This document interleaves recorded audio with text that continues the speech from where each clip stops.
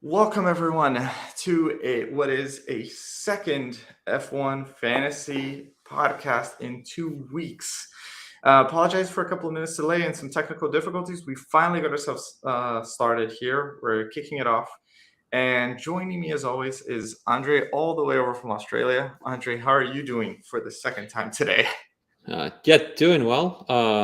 As we were just talking about, like it's good to be back. It's good to have a big enough roster of things to discuss. In only just 2 weeks, so we definitely didn't expect to do this one so soon thereafter. But yeah, it's good. There's plenty of things to talk about.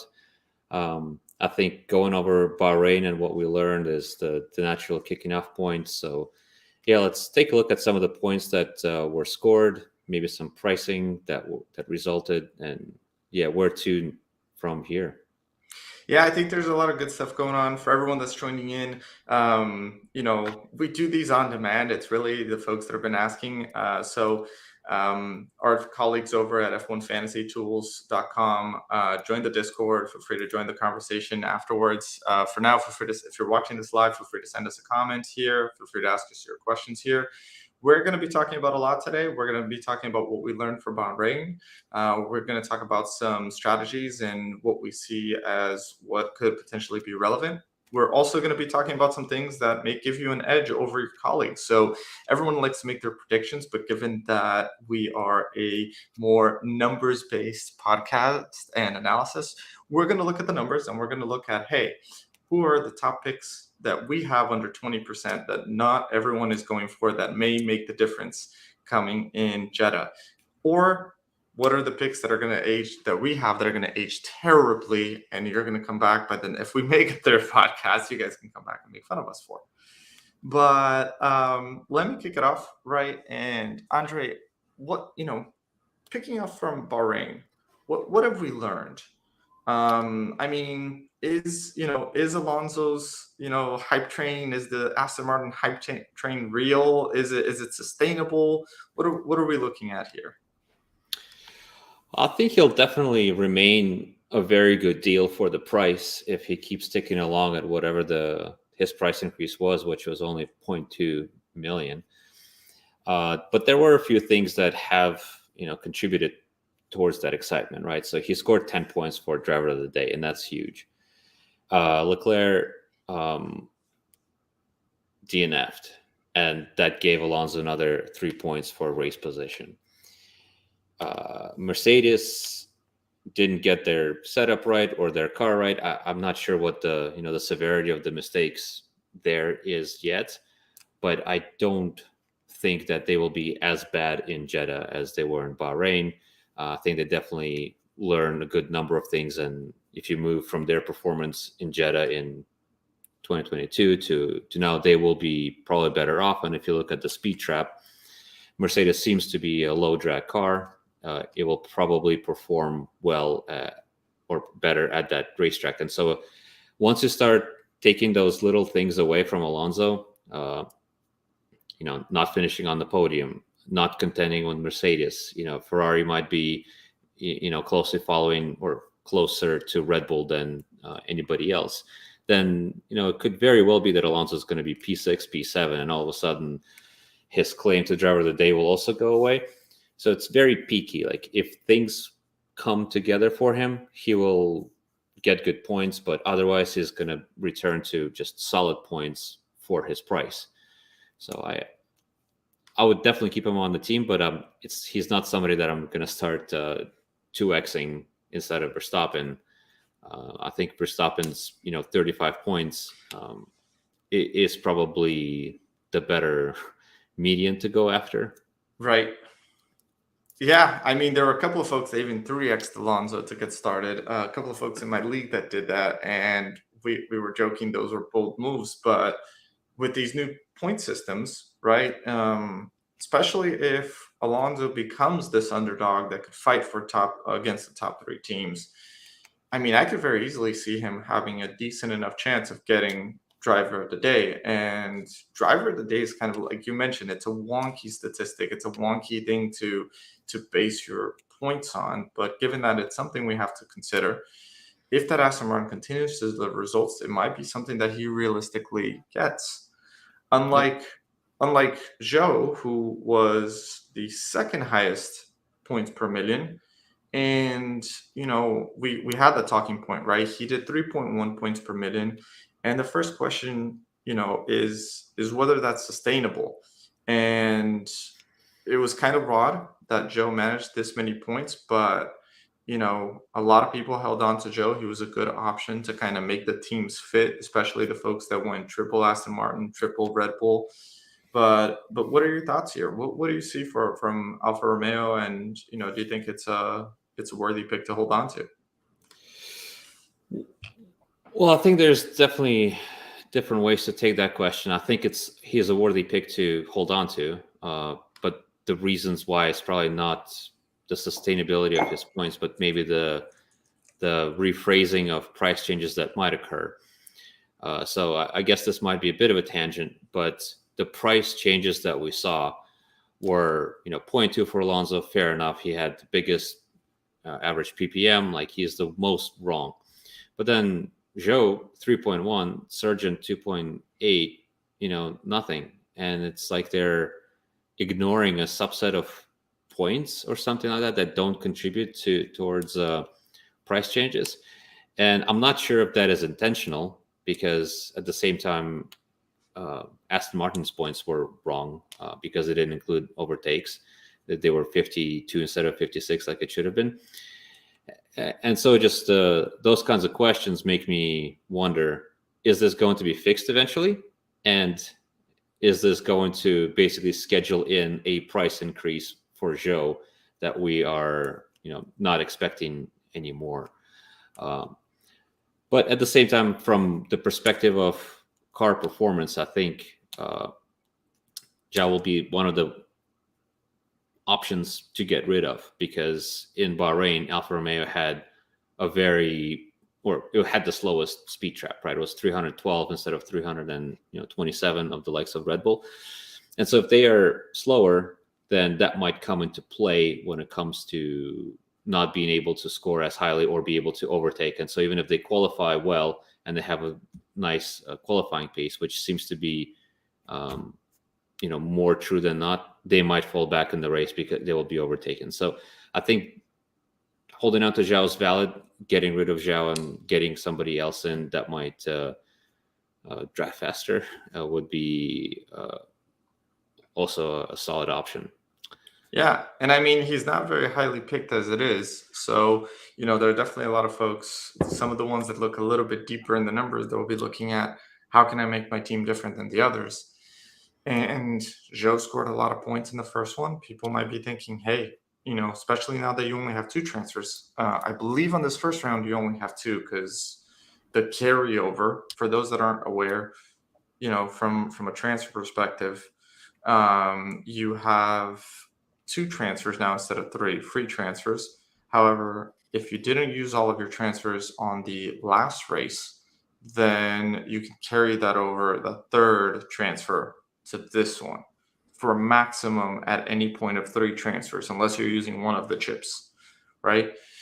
So with that said, Andre, tell me a little bit, have you done any research with regards to the transfers and how this slight change from 3 free transfers, no questions asked, to 2 transfers, have you seen how that's playing a different role, or have you made some analysis? Any thoughts on that in terms of what we're going to do?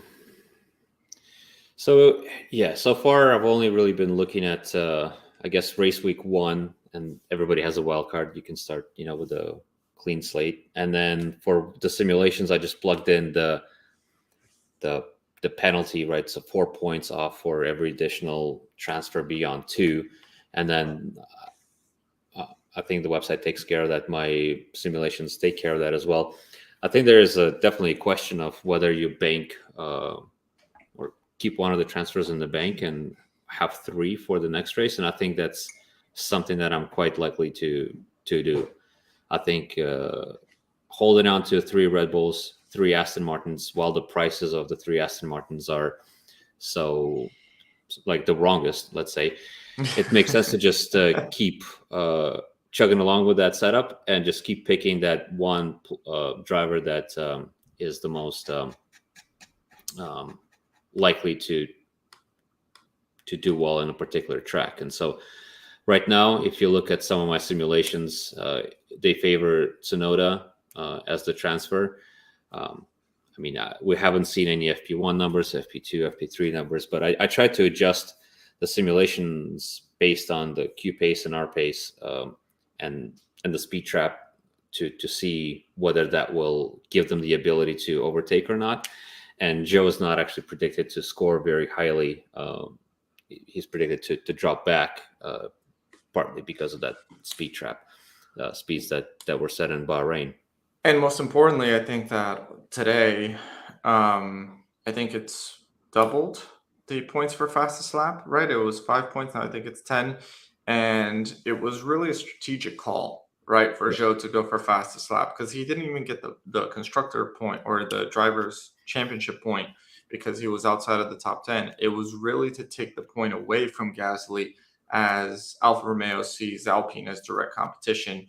And they wanted to ensure that Gasly didn't get to score as many points, being that Valtteri was ahead of them. So it's unlikely that Joe will be going for fastest lap on every single attempt. So, the point of Tsunoda being able to perhaps outperform De Vries, perhaps be the one that can start further back and gain a couple of positions. I think that's an interesting point to consider. Even more so if you're looking at the numbers, right? And the least picked driver as of today is Tsunoda. So, if you really want to make a difference on your team and try to get some good value there, hopefully with what is it, starting third season, he brings a little bit of maturity, because his accident rate was fairly high. I don't know if we had any statistics or like easy to point statistics with DNF rates, but assuming that he does, assuming he's able to do a little bit better this year, right, in kind of that semi-lead role, we'll see how De Vries does at AlphaTauri, but there's some good potential here for those that want to believe, right, and perhaps want to bet on it. Yeah, I think you just said it pretty well. Zhao's performance was an exaggeration of his actual place, right? So if he didn't go for that fast lap, then he wouldn't have scored the 10 points. But I guess he wouldn't have lost 3 points in terms of position change. So he would have been minus 10 plus 3. So he would have been at 8 instead of 15. And that kind of puts it at the same scoring rate as Tsunoda. Which one of them is more sustainable? Tsunoda, I guess, has proven to be more crash. Well, I don't know. When you've only got so many million left, right? Like it's like 5 point something, you're not going to be picking a fantastic driver, right? So until the prices allow you to kind of ride the correct tides to make sure that you have 6 million, 6 point something to pick Albon, that would be the point where you might start getting a more consistent, trail of scoring more and more than your competition. Yeah, but I think that brings up an interesting point, and I want to switch up to, I think, is going to be one of the bigger conversations here. It's a new year, new fantasy game. There's a lot that we're still learning. Let's take this conversation to the pricing model, and to bring back the screen for just a second, I want to highlight here, right, the absurdity of certain things, because we're talking about how high Zhou is in points per million, but we're ignoring Alonso. Yeah, maybe we're there, and I think the fact that he was the only driver or constructor that went up by more than 0.1, right? He's the one that went up by 0.2, is speaking volumes here for a second. And we'll talk about how important is 0.1 or 0.2, or whether we think that sticks around. But most importantly, Aston Martin, 8.2 points per million. That's insanity, right? That's way too much. So let's start it off. Let's start with this, Andre. In the short term, do you see any way out of, being able to run like this Red Bull Aston combination? Um, as the Ferrari fan, first of all, let's try to keep emotions out of it. Do, is there any way to avoid this? And if in the long term, if you see it, how do you think that's going to play out? Is it going to be prices that are going to be adjusted more severely than what they've been done in the first round? Is it going to be team performance that's going to start increasing? It's an overarching question, but I think we're going to spend some time on this talking point. Yeah. Well, the fact that the prices seem to be performance based seems like that would be possible to put it under some sort of a system where there's a bunch of knobs that they could tweak, and they could jack up the sensitivities one way or another. How exactly that mechanism is implemented is irrelevant, but at some point I think it makes sense for Aston Martin to be more expensive, since they're bringing in good points. I think 8.2 again is a bit of an anomaly, right? Because it's Leclerc didn't finish, so that gave both of them some positions, some overtakes were made, some gain positions were achieved. So at the same time, moving that asset by 0.1 is strange. But yeah, talking about that 0.2 versus 0.1, I think is something that we could spend some time on, right? If it was just 0.1, then we could talk about how FPL only does 0.1s. And here, the fact that 0.2 exists is indicative that 0.2 is possible. So I bet that moving forward, we will be seeing 0.2, 0.3, point whatever on the regular. It's also worth thinking that it is one price change per week, and I like that a lot, right? So you have to commit to your assets, rain or shine, you get lucky or unlucky, but you're going to either suffer or you're going to be awarded, and that's great. And then you just have all the time between the end of that race week. You get to watch FP1, 2, 3 in comfort, and then make your decisions, like not having to wake up at odd hours, making sure that something is going to be that you're not getting priced out of a move. Like so waking up at 5 a.m. to host a podcast. You should do that more often.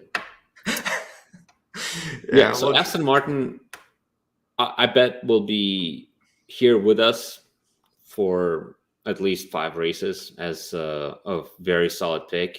But it doesn't take much for it to be the wrong pick, right? Like a posteriori, you can always do some optimizations, and if Stroll DNFs, then that'll be pretty bad points for Aston Martin, and then Alfa Romeo might be the way to go. Like, right, Alfa Romeo, like nobody is talking about them, but they scored 31 points. That's pretty good too. And also Williams is right there, right? I mean, a lot of people took Williams for discounted, but they didn't. One, they qualified fairly decent. Albon was able to convert that into points in the first race, which we'll see how sustainable that is.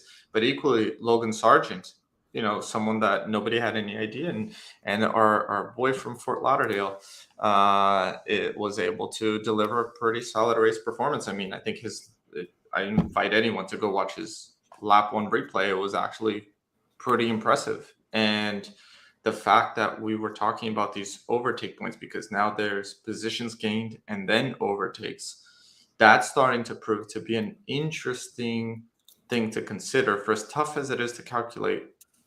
But it should be kind of like what's in the back of your mind when it comes to these drivers at the lower end of the grid. So, and you can see that reflects here, on the constructors that have most points per million. I mean, Williams, Alfa Romeo, Aston Martin, ahead of Red Bull, right? So,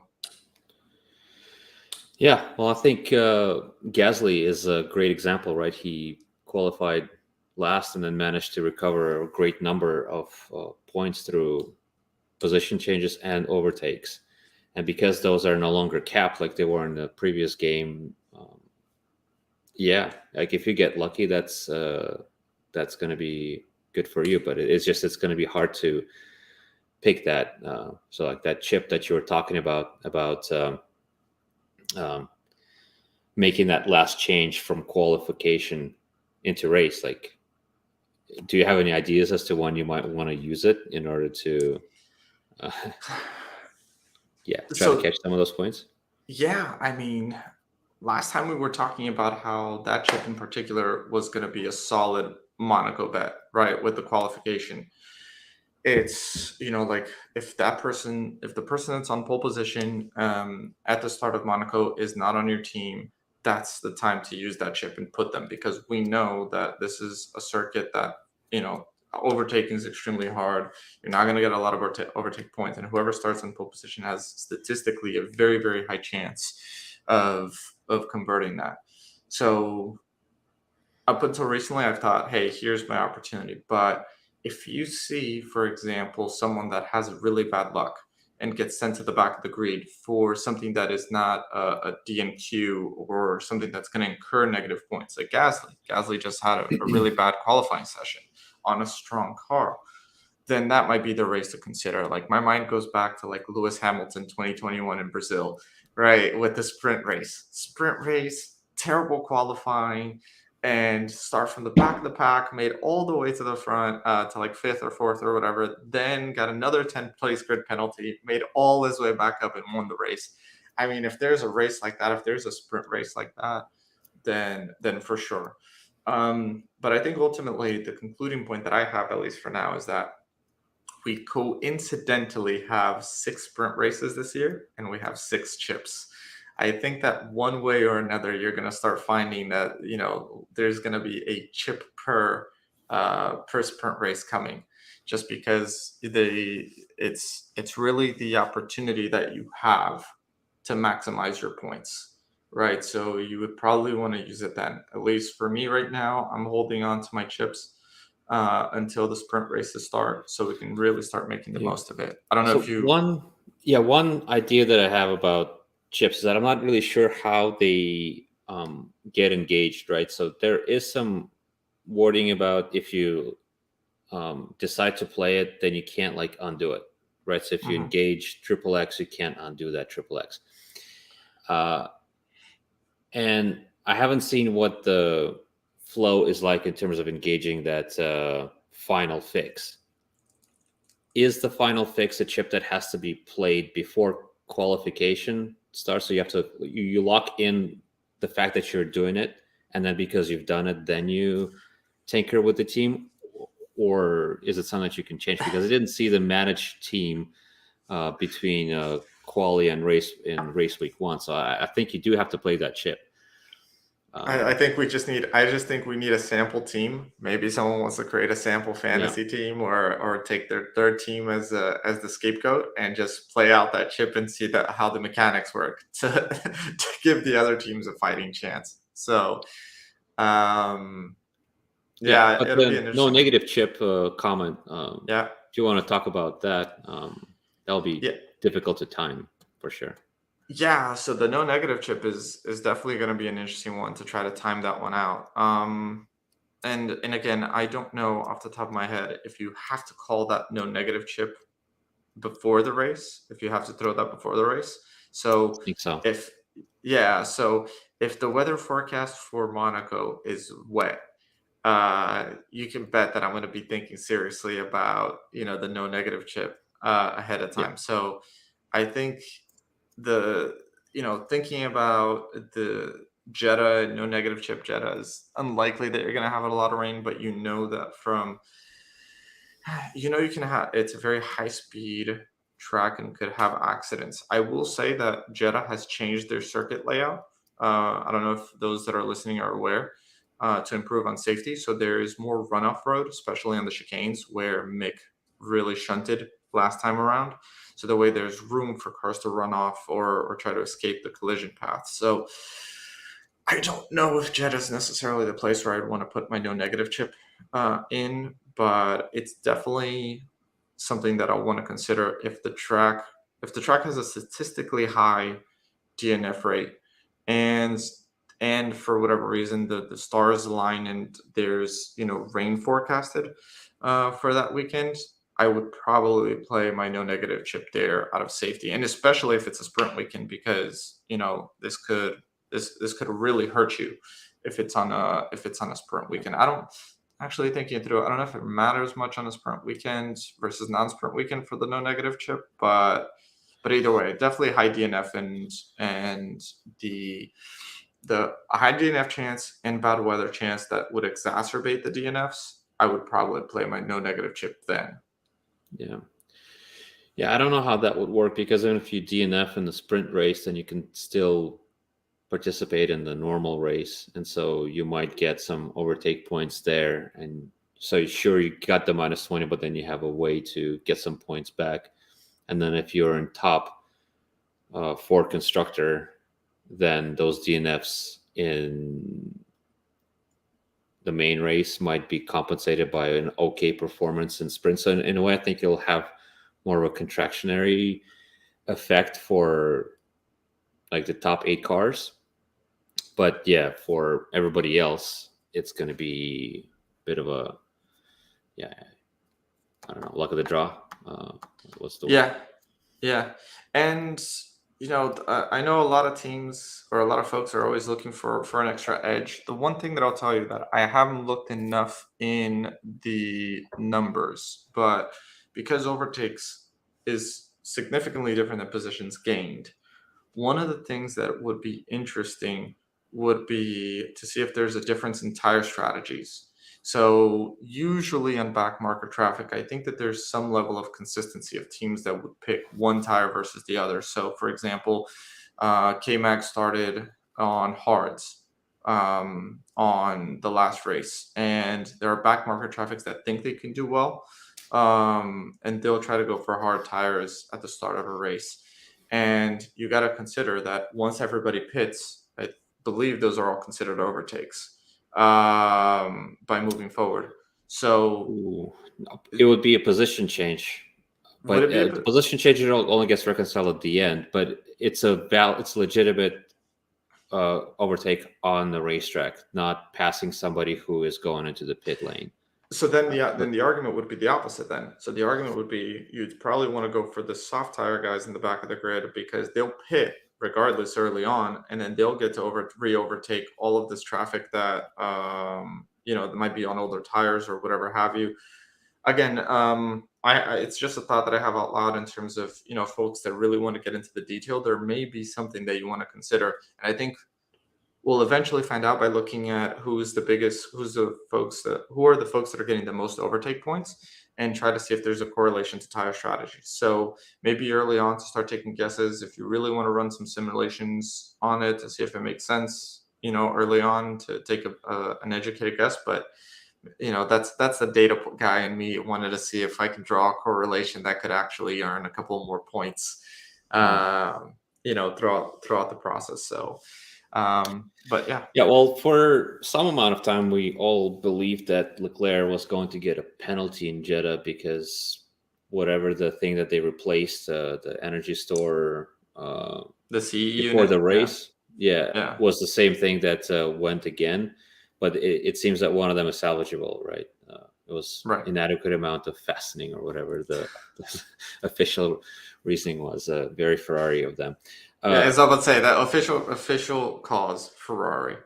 That's Yeah. probably the more official thing to say. Yeah, But, that's the tagline of the podcast, right?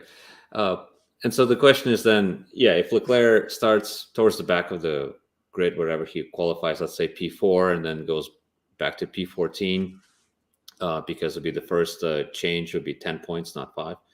Yeah. And then he'd get all those overtakes and position change, and let's say that his car survives, that would be a good amount of points. And it actually was looking quite decent in terms of points. It was in the 38 points, 39 points in terms of the predictions. Now that I removed that from the simulations, it's now closer to 25, 26 that he is getting. So but bringing that up, we were talking about it 2 weeks ago, just after the race. We're talking about that when folks were asking about the talking points that they would want us to cover, and the conversation came about of like Verstappen and Zhou versus Leclerc and Gasly. Now we kind of Verstappen is kind of I don't know if we need to really go too far into Verstappen. There's the Red Bull domination where that I don't think is going to be challenged anytime soon. He's just a very safe bet to have. And we talked about Zhou and how we think there's an anomaly there. Now, Leclerc, he DNFs, that's true. But if I look at all of your simulations, if we're looking at the simulations for the upcoming race, I mean, I don't see Verstappen or Leclerc here, and I don't think you're predicting Yeah. a DNF. So, That was different, right? So I recently uploaded a new simulation that removed the penalty from Leclerc, and that was something I was trying to say, that if Leclerc is to get the penalty, he's going to get something like 13 points more, and it has a bunch of flow on considerations in it. Like if you start P14 and then you finish in the podium, driver of the day is more likely, and so like his driver of the day probability skyrocketed when I had that penalty in there. So he does become the more optimal choice. But then if you look at the number of points that it gets you as a team, it's something like 4 points, because Verstappen is still going to score his 35, and then Leclerc might get 37. So like that difference of 2 gets doubled, and then Zhao and Gasly, that they're going to be close enough, probably because Zhao had an anomaly, Gasly had an anomaly. Like, let's return to mean, and who knows what's going to happen. But I think the larger point that I want to bring up here is that we don't yet know how pricing mechanism works, and the fact that things moved by such a small amount is probably an indication that there is a rolling average of some sort, let's say 3 races, 5 races. But basically, it is possible that the initial prices are a bit of a magnet, and you need to get away from that magnet by having more races before you start experiencing the effect of the points scored in those races. And so Leclerc's DNF might actually schedule in a price decrease in the next game week and in the next one, and so on and so forth. And it might not even be a rolling average, but there's so many knobs that they could have introduced, and we won't know until we have seen how race week 3 performs, 4, 5, etc. Then we can start building trends. But right now I see so much uncertainty around the Leclerc pick that even if you manage to get lucky and score marginally more points in a normal race, like Verstappen can always DNF, you're still in a precarious position where you'll probably have to telegraph in more transfers. You'll have to bring Verstappen back in, because Leclerc is going to collapse back to his normal rate of points, and I'm just not sure if that's the right play. Yeah, it's an interesting one. But do you see a world where we're gonna be able to bring Leclerc in unless there's a massive price correction? Given that things could potentially stay the same. And I think important to note, right? These numbers that you have here, your simulations are all pre-FP1. For those that join F1 Fantasy Tools, you typically try to get a new simulation once we have the free practice numbers in there, right? So these numbers could change depending on how you see the free practice times coming in. Yeah. So after FP2, I'll do an update, and after FP3, if there's a significant change based on FP2, then I'll do another update as well. That's typically how I go. So right now we definitely don't know enough about how these different back marker cars are going to fare. I think the speed trap is probably a very important concept. Alfa Romeo is on the slower side, and so maybe going for somebody that has, you know, just higher top speed, it might be the way to go. And so whether you go to, Tsunoda or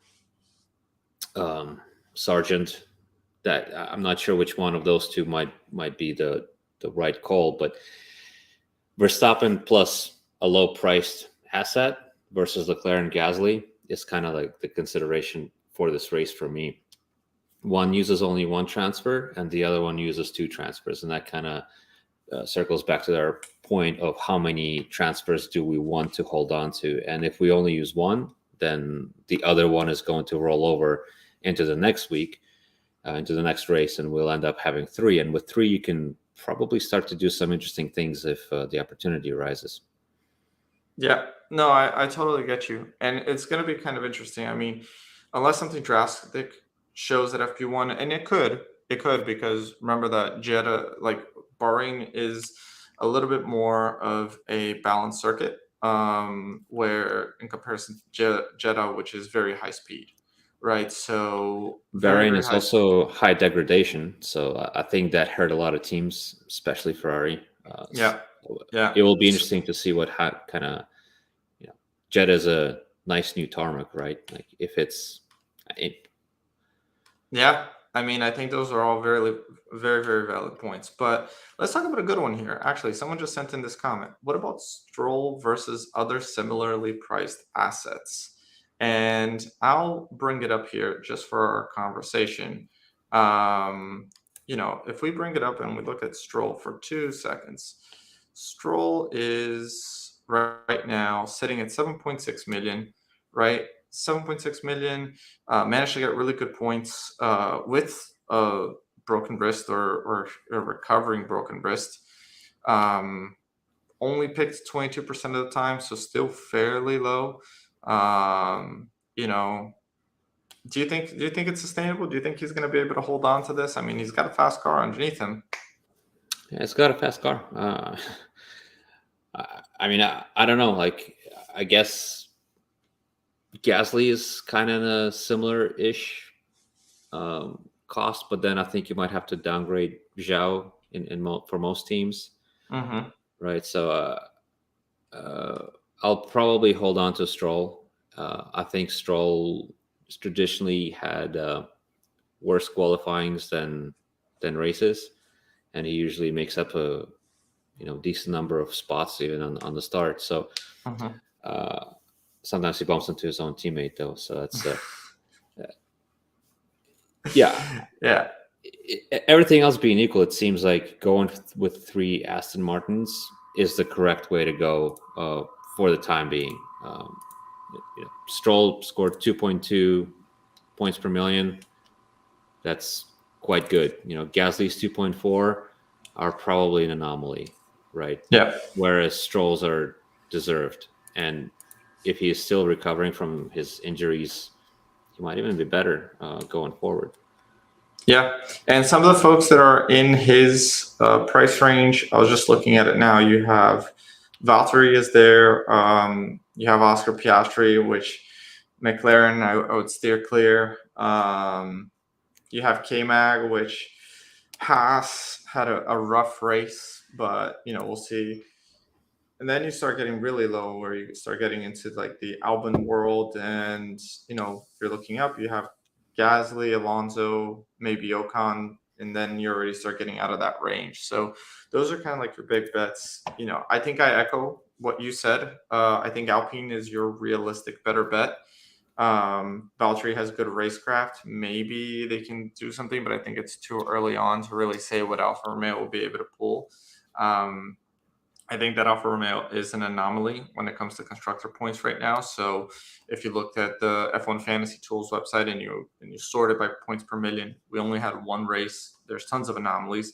And had that accident or had that bump between Stroll and Alonso on turn one been any more serious than what it was, we might have been talking about a completely different story here, because Aston Martin's points per million would be like, less than one at the very least. So there's still a lot to consider and a lot that you want to take into effect. I think if you want to make a significant bet, then Alpine is probably your real substitute to Aston if you really want to go against the curve, because going to Ferrari, all obvious jokes aside, going to Ferrari, you sacrifice a lot. So one, you don't have that many transfers. So if you're locked into to a combination that is outside of Ferrari, you're going to have to do Ferrari one, and then that's going to crush your budget. So you're going to have to really bet on a Sonoda or a Sargent or something like that, which could maybe be, something to consider. But yeah, for now, Aston having the car that they have, Stroll being, I'm just going to call it the average performer that he can be. I think that is a decent deal for what you can get right now. So if you're already holding on to them, if it doesn't cost you any transfers, stay with them. Yeah. At these prices, you just have to kind of assume that things have to keep moving by more than they've moved. I think it's ridiculous that only Red Bull and Aston Martin moved up in price. Ferrari and Alfa Romeo, they scored equal points, 31, but one of them is 6.2, the other one is 22.1. Like, what's going on? That should be at least, anyway, millions should be getting lost for running Ferrari. And that has happened in Play-On's game, right? In Play-On's game, Leclerc went from above 23 to 18.9. I just checked the other moment and I was like, holy crap, that's a dynamic pricing for you. I guess they have a very big factor on the performance there. And I think that's probably an interesting one. So if anyone has any questions or any comments still, feel free to send them. But as we start getting towards wrapping up, I think the final talking point comes back full circle with the pricing model, right? We talked about how they went up by 0.1 or 0.2, but realistically speaking, you mentioned a little bit about rolling averages of a couple of races, which is a theory that you have. But to make this, like, how do you foresee this playing on? From my end, I think that 0.1 or 0.2 isn't indicative of what's going to be there. I really hope it isn't. I think that this new fantasy game is off in the right direction. I think that, one-time price change, that's it. I think is a good step towards. But at the same time, there's such a, even if you consider the anomalies out, like the, Zhou fastest lap, the Gasly starting from all the way from the back. Aston Martin still has a strong car, so that points per million is still going to be unreasonably high. Like, for the game to give players a bigger set of options, to have variety, it's going to have to those one-time price changes in between races are going to have to be more drastic than 0.2. What are your thoughts on it? Yeah, I agree. Maybe it's just a way for them to not price out, 80% of the teams that haven't had the perfect team in the first race. It might be unfair in some ways, but maybe it's the one that optimizes for long-term engagement and entertainment. So I do hope that they have given that opportunity for people to change their team towards, through Red Bull, through Aston Martin. And now let's, write the actual performance price increases. Once all of that is corrected and, Ferrari and Aston Martin, let's say they're about equal as the season wears on. Like, there is no reason that they shouldn't be equal in prices as well. And as we slowly approach that, then we start, talking, okay, is Leclerc and Alonso going to be better? And that conversation is going to be on equal footing of, the price is about the same. But until we get there, we're just kind of locked into deals that are too good to pass by, and you might get lucky, right? Anybody can DNF. Yeah. So but what do you base your decisions on? So Formula One, if you're listening, one, Andre and I would love to get a chance to meet each other in person at some point and do one of these in person. So feel free to give us some VIP passes to whatever Formula One race you'd like. We're more than happy to make that sacrifice and run a podcast there. But two, if you're considering how to run your pricing model, if you haven't fully figured that out yet, please get it more closely aligned to points per million to balance those out between teams and drivers. So it gives folks a little bit more variety, right, in their flavors to pick from. But finally, my last talking point here, and just to have a little bit of fun, um, you know, a lot of people make predictions out of their hearts, right? In terms of like, this is what we feel like, this is how we're going. But if to try to go a little bit by the numbers, for folks that are looking for some variety, right, and really try to steer clear for some of the common teams, maybe try to bet on a Stroll DNF and say, hey, if I'm going to take Stroll out because I'm betting on a Stroll DNF, who should I have on my team? And it's all about kind of standing out from the rest. So I wanted to go over some of the drivers that are under 20% in terms of picks, basically meaning you can really stand out from the rest. And Andre, at least from your side, I want to hear your thoughts on who you'd pick. I think it's going to be fairly obvious, but in any case, some of the good candidates here, especially if you want to make a difference. Sonoda, Sargent, two drivers. Sargent did really good. We already mentioned on his first race. Both drivers under 10%, right? So if you're trying to make a difference on your league, those are good people. Ocon, a lot of people dropped Ocon because Ocon had that appalling race, and we didn't get a chance to talk about Ocon today, but he was an anomaly, right? Clear anomaly on someone who had a bad race. Oscar Piastri, McLaren. I'll just, as a McLaren fan, I'll just say pass. I don't want to talk about that. I have to have therapy sessions to deal with what's happening with McLaren right now. Albon, great race, scored points. Zhou had, the best score out of everyone under 20% so far. You have K-Mag, you have Hamilton, De Vries, all the way to Lando, right? So from this list, who's getting you most excited for anyone that's willing to consider some off the cuff picks?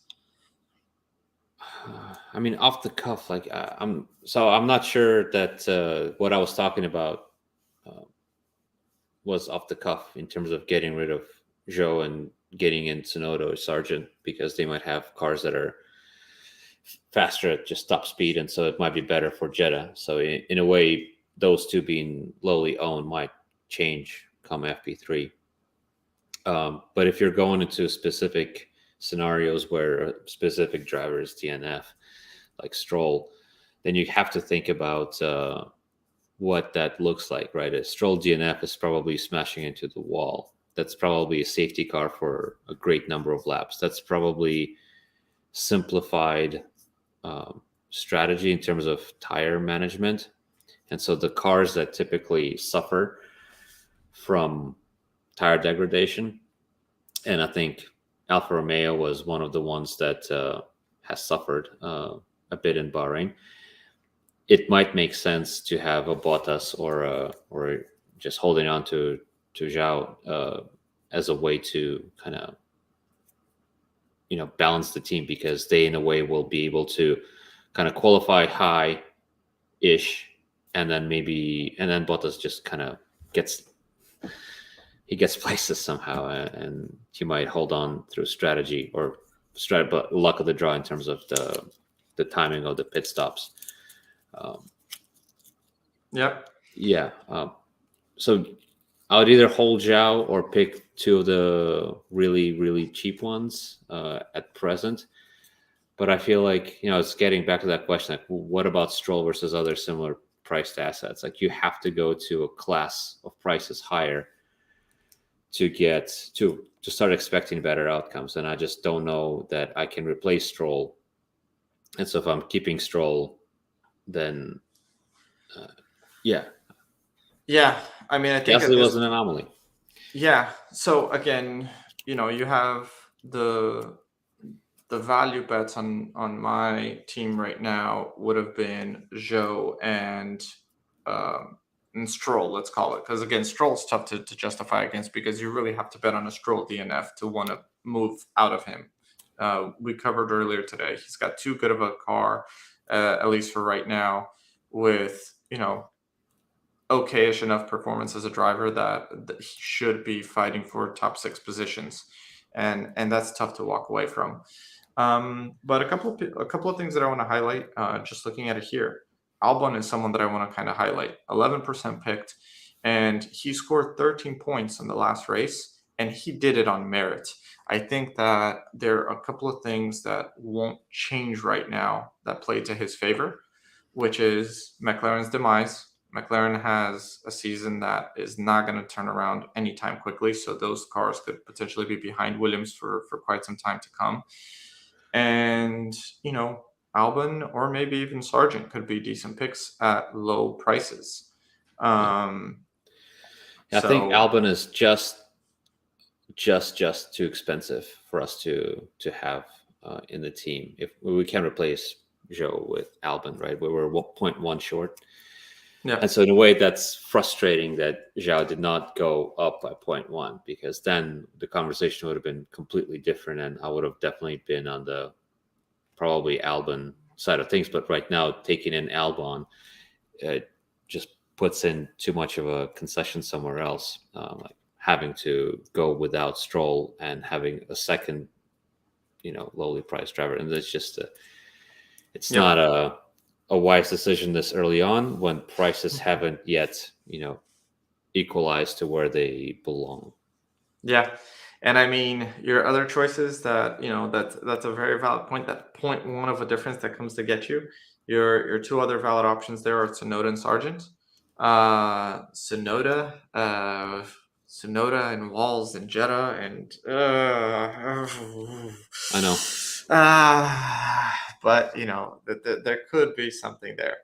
But And in any Sargent, case, a rookie, he had a great first race, but yeah, and doesn't Zhao perform better on street circuits as well? So maybe holding on to Zhao is completely fine, and just set and forget, don't do anything, and win your league. so we should just put a caption at the beginning of this. Just skip all the way to the end of this podcast where we say set and forget, ignore everything we just said, and let's just see. But ultimately, at least for now, it's going to be interesting because we're very limited on transfers, at least until the next race. You won't be able to have at least 3 transfers.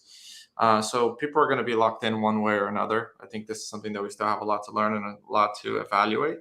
But if you want to try to make a couple of changes, I think we gave some good advice. And if you guys enjoyed it, if you guys, I'll bring this back in.